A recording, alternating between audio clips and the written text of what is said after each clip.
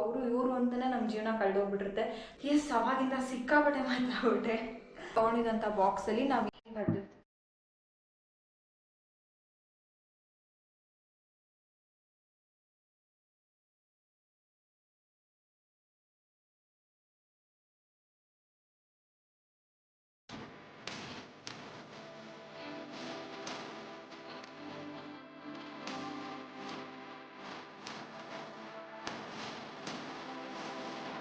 Hello, ಎಲ್ರಿಗೂ ನಮಸ್ಕಾರ. ಎಲ್ಲರೂ ಹೇಗಿದ್ದೀರಾ? ನಾನು ಸೂಪರ್ ಆಗಿದ್ದೀನಿ, ನೀವು ಸೂಪರ್ ಆಗಿದ್ದೀರಾ ಅಂತ ಅನ್ಕೋತಾ ಇದ್ದೀನಿ.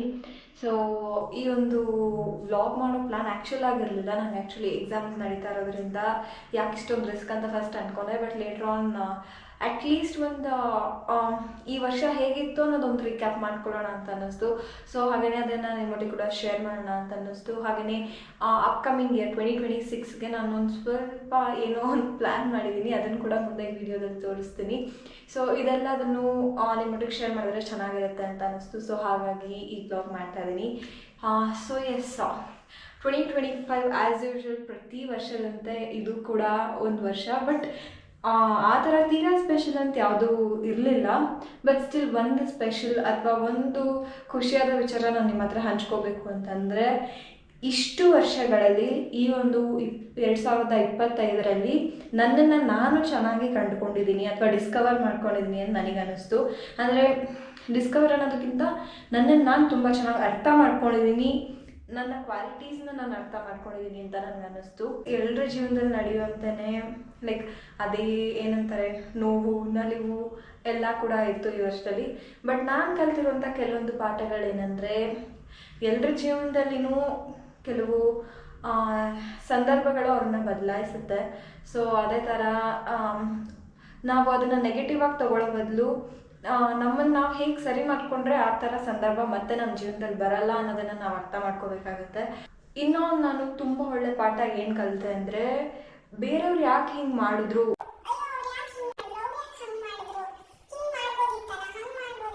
ನಮಗೆ ನಾವೇ ಅಷ್ಟು ಓವರ್ ಥಿಂಕ್ ಮಾಡ್ಕೊಳ್ಳೋ ಬದಲು ಎಲ್ಲದನ್ನು ಅಕ್ಸೆಪ್ಟ್ ಮಾಡೋಕ್ಕೆ ಶುರು ಮಾಡಬೇಕು ಇಸ್ ವಾಟ್ ಐ ಫೀಲ್.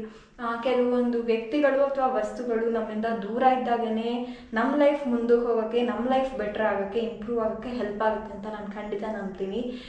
ಇವ್ರ ಬಗ್ಗೆ ಅಂತೆಲ್ಲ ಯೋಚನೆ ಮಾಡೋ ಬದಲು ನಮ್ಮನ್ನು ನಾವು ಹೇಗೆ ಇಂಪ್ರೂವ್ ಮಾಡ್ಕೊಳ್ಳೋದು ಅನ್ನೋದ್ರ ಬಗ್ಗೆ ನಾವು ಜಾಸ್ತಿ ಕಾನ್ಸಂಟ್ರೇಟ್ ಮಾಡಬೇಕು.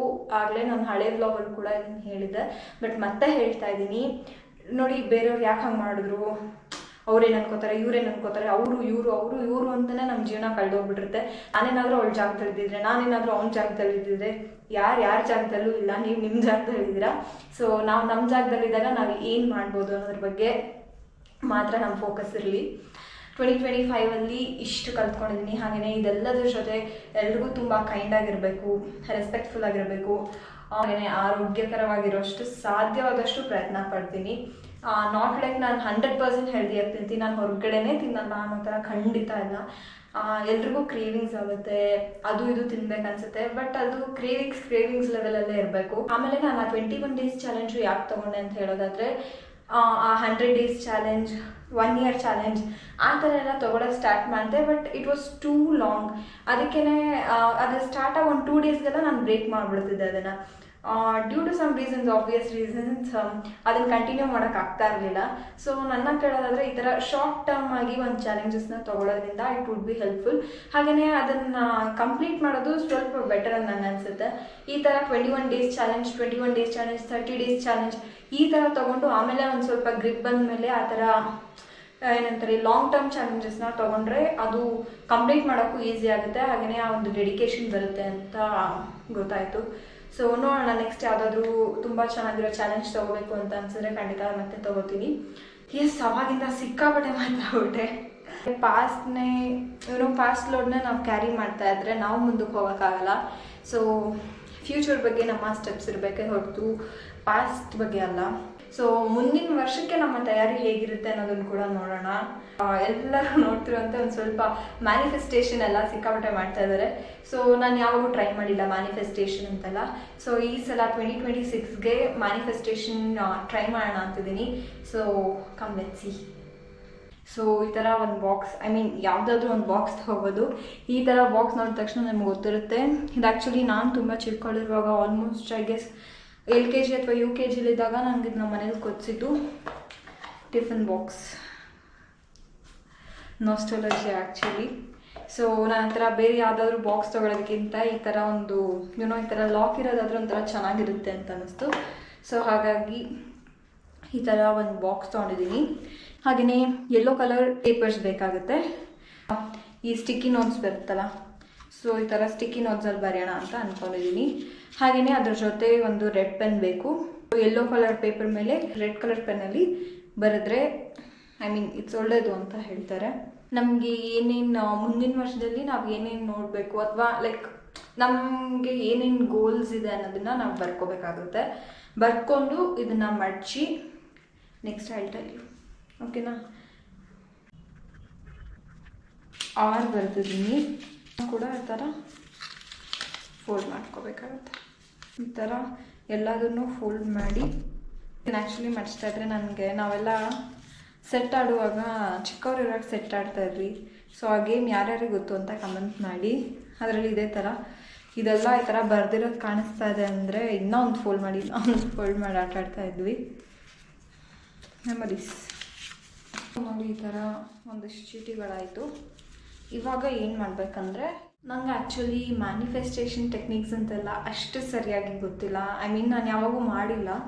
ಸೊ ಆನ್ಲೈನಲ್ಲಿ ಸಿಕ್ಕಾಪಟ್ಟೆ ಜನ ಮಾಡ್ತಿದ್ದದನ್ನು ನೋಡಿ ಯಾಕೆ ಟ್ರೈ ಮಾಡಬಾರ್ದು ಅಂತ ಅನ್ನಿಸ್ತು. ಆದರೆ ಅದು ನಿಜವಾಗ್ಲೂ ವರ್ಕ್ ಆಗುತ್ತೋ ಇಲ್ವೋ ಅಂತ ನೋಡೋಕ್ಕೆ. ಸೊ ಈ ಸಲ ಟ್ರೈ ಮಾಡೋಣ ಅಂತ ಅಂದ್ಕೊಂಡಿದ್ದೀನಿ. ನಾನು ನೋಡಿದಂಥ ಸಾಕಷ್ಟು ವೀಡಿಯೋಸಲ್ಲಿ ಈ ಥರ ಮಾಡಿದರು. So I hope it's correct. ಇವಾಗ ಇದನ್ನು ಆ್ಯಂಡ್ ಮೋರ್ ಓವರ್ ಇನ್ನೊಂದು ತುಂಬ ಇಂಪಾರ್ಟೆಂಟ್ ಥಿಂಗ್ ಏನಂದರೆ, ಈ ಮ್ಯಾನಿಫೆಸ್ಟೇಷನ್ ಎಲ್ಲ ಐ ಗೆಸ್ Jan 1st ಮಾಡ್ತಾರೆ ಅನಿಸುತ್ತೆ, ಅಥವಾ ಆರ್ December 31st ಆ ಥರ ಮಾಡ್ತಾರೆ ಅನಿಸುತ್ತೆ. But I am not sure. ತೊಗೊಂಡಿದ್ದಂಥ ಬಾಕ್ಸಲ್ಲಿ ನಾವು ಏನು ಬರೆದಿರ್ತೀವೋ ಈ ಬಾಕ್ಸ್ ನೀವು ಯೆಲ್ಲೋ ಕಲರೇ ತೊಗೋಬೇಕು ಅಥವಾ ಯಾವುದೋ ಆ ಥರ ಏನಿಲ್ಲ, ಯಾವುದಾದ್ರೂ ಬಾಕ್ಸ್ ತೊಗೋಬೋದು. ಜಸ್ಟ್ ನನ್ನ ಹತ್ರ ಈ ಥರ ಒಂದು ಕ್ಯೂಟಾಗಿರೋ ಬಾಕ್ಸ್ ಇತ್ತು ಅಂತ ಹೇಳಿ ನಾನು ಇದು ತೊಗೊಂಡಿದ್ದೀನಿ. ಸೊ ಇವಾಗ ಏನು ಮಾಡಬೇಕಂದ್ರೆ, ಈ ನಾವು ಬರೆದಿರೋಂಥ ಎಲ್ಲ ಚೀಟಿಗಳನ್ನ ಇದರಲ್ಲಿ ಇಟ್ಬಿಟ್ಟು ವಿ ಮಸ್ಟ್ ಹೋಲ್ ಹಾರ್ಟೆಡ್ಲಿ ನಮ್ಮ ಏನು ಗೋಲ್ಸ್ ಇದೆ ಅದನ್ನು ನಾವು ಜಸ್ಟ್ ಆ್ಯಸ್ ನಾವು ಹೇಗೆ ಪ್ರೇ ಮಾಡ್ತೀವೋ ಆ ಥರ ನಮ್ಮ ವಿಶ್ ಎಲ್ಲ ನಾವು ಹೇಳ್ಕೊಬೇಕಾಗತ್ತೆ. ಸೊ ಯಾ ಕ್ಲೋಸ್ ಮಾಡಿ, ಓಕೆನಾ. So this is done. So 1 ವರ್ಷ ಆದಮೇಲೆ ಇದನ್ನು ನೀವು ಓಪನ್ ಮಾಡಿದರೆ ಆವಾಗ ನಿಮಗೆ ಇದರಲ್ಲಿ ಎಷ್ಟು ನಿಜ ಆಗಿದೆ ಏನು ಅಂತ ನಿಮಗೆ ಗೊತ್ತಾಗುತ್ತೆ. ಸೊ ನಾನು ಟ್ರೈ ಮಾಡ್ತಾ ಇದ್ದೀನಿ. ಲೆಟ್ಸ್ ಸಿ ಎಷ್ಟು ಜನ ನನ್ನ ಜೊತೆ ನೀವು ಈ ಥರ ಮ್ಯಾನಿಫೆಸ್ಟೇಷನ್ ಟೆಕ್ನಿಕ್ಸ್ನ ಫಾಲೋ ಮಾಡ್ತಾ ಇದ್ದೀರಾ ಅಂತ ಕಮೆಂಟ್ ಸೆಕ್ಷನಲ್ಲಿ ತಿಳಿಸಿ. ಹಾಗೆಯೇ ಬೇರೆ ಥರ ಯಾವುದಾದ್ರೂ ಮ್ಯಾನಿಫೆಸ್ಟೇಷನ್ ಟೆಕ್ನಿಕ್ಸ್ ನಿಮಗೆ ಗೊತ್ತಿದ್ರೆ ಖಂಡಿತ ಅದನ್ನು ಕಮೆಂಟ್ ಸೆಕ್ಷನಲ್ಲಿ ತಿಳಿಸಿ, ನನಗೂ ಹೆಲ್ಪ್ ಆಗುತ್ತೆ. ಹಾಗೆಯೇ ವಿಡಿಯೋ ನೋಡ್ತಿರೋ ಬೇರೆಯವರು ಕೂಡ ಹೆಲ್ಪ್ ಆಗುತ್ತೆ. ಇಷ್ಟೊಂದು ಸುಂದರವಾಗಿರುವಂಥ ಜೀವನನ ಪ್ರತಿ ಕ್ಷಣನೂ ಖುಷಿಯಾಗಿ ಕಳೆಯೋಣ. ಹಿಂದೆ ಆಗೋಗಿದ್ದನ್ನು ನಾವೇನು ಬದಲಾಯಿಸೋಕ್ಕಾಗಲ್ಲ, ಮುಂದೆ ಏನಾಗುತ್ತೆ ಅಂತ ನಮಗೆ ಗೊತ್ತಿಲ್ಲ. ಸೊ ಈ ಕ್ಷಣನ ತುಂಬ ಖುಷಿಯಾಗಿ ಎಂಜಾಯ್ ಮಾಡೋಣ, ಎಲ್ರಿಗೂ ಒಳ್ಳೆಯದನ್ನು ಬಯಸೋಣ, ಖುಷಿಯಾಗಿರೋಣ. ಸೊ ಈ ಲೈಫ್ ನಮಗೆ ಸಿಕ್ಕಿರೋ ಬ್ಲೆಸ್ಸಿಂಗ್ ಅಂತ ಅಂದ್ಕೊಳ್ಳೋಣ. ಮುಂದಿನ ವ್ಲಾಗಲ್ಲಿ ಮತ್ತೆ ಸಿಗ್ತೀನಿ. ಟೇಕ್ ಕೇರ್, ಬಾಯ್ ಬಾಯ್.